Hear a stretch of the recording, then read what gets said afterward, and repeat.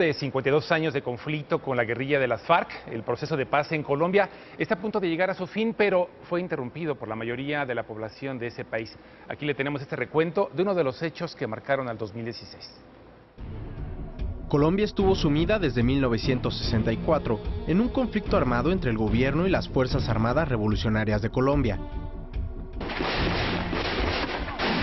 Lo que empezó como un enfrentamiento entre el ejército y un grupo de campesinos inspirados en el comunismo, dejó 5 décadas después más de 268,000 muertos, de los cuales cerca del 80% eran civiles, 46,000 desaparecidos, alrededor de 7 millones de desplazados, más de 34,000 casos de secuestro, 10,000 casos de tortura, 1,700 violaciones sexuales, una centena de atentados terroristas. Diferentes actores como grupos paramilitares de ultraderecha, cárteles del narcotráfico y otras guerrillas también formaron parte del conflicto a lo largo de los años. La lucha contra la desigualdad y la corrupción fueron algunos de los motivos por los cuales inició el levantamiento, que con el tiempo encontró incentivos en el negocio del narcotráfico. 3 intentos se hicieron para resolver las diferencias. El primero comenzó en 1984, el segundo en 1991 y el tercero en 1998.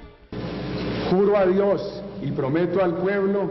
Álvaro Uribe llegó a la presidencia en 2002 y reanudó con fuerza la ofensiva contra la guerrilla. Ese año sería el más sangriento del conflicto, con casi 77,000 muertos. En los ataques murieron varios líderes rebeldes y el movimiento quedó diezmado. A su llegada a la presidencia en 2010, Juan Manuel Santos continuó con los embates. Tras una década de intensas ofensivas, las FARC se encontraban debilitadas, pero el conflicto no parecía ver su fin. Por lo que en noviembre de 2012, el gobierno y la guerrilla se reunieron para entablar conversaciones de paz. Desde entonces, el país gozó de manera intermitente de un alto al fuego. Santos fue reelegido presidente en 2014, tras usar la bandera de la paz como estandarte durante su campaña. Colombianos de muy diferentes convicciones se movilizaron alrededor de una causa que es la causa de la paz. Las negociaciones avanzaron lentamente, por lo que Santos dio un ultimátum al proceso. 2 meses después, en septiembre de 2015, en La Habana, el presidente y el líder de las FARC se reunieron para firmar un acuerdo preliminar. El 26 de septiembre en Cartagena, finalmente se selló la paz. Entre otras cosas, los acuerdos establecían una reforma agraria y el fin de la colaboración de las FARC con el narcotráfico. Asimismo, un tribunal especial juzgaría a los guerrilleros y estos podrían reintegrarse a la vida política. Pero algunos líderes del país no estaban conformes con el acuerdo. El expresidente Uribe, así como el exprocurador general Alejandro Ordóñez y la Iglesia Cristiana, hicieron campaña para rechazarlo.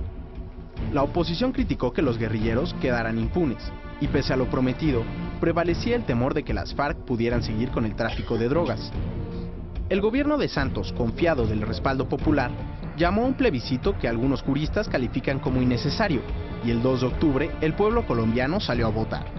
Sorpresivamente para muchos, con 50,2% de los votos, ganó el rechazo a los acuerdos. 5 días después, el 7 de octubre, el Comité Noruego anunció que otorgaba el Nobel de la Paz al presidente Santos por su resoluto esfuerzo para terminar con la guerra. El 12 de noviembre, el gobierno y las FARC anunciaron un nuevo acuerdo con los cambios reclamados por la oposición. Aunque Uribe y los detractores del pacto rechazaron también el nuevo texto, este fue firmado el 24 de noviembre y ratificado por el Congreso el 30. El gobierno rechazó realizar una nueva consulta popular para respaldar al acuerdo renovado. Formalmente, el proceso de implementación del acuerdo de paz comenzó en diciembre. Sin embargo, es posible que algunos temas como la liberación de los presos y la presión de la oposición por realizar un nuevo plebiscito demoren más tiempo. La paz firmada con las FARC no significa el fin del conflicto armado, pues otros grupos como el Ejército de Liberación Nacional o los grupos armados organizados, herencia de los paramilitares, siguen en activo. Juan José Parcero, Noticieros Televisión.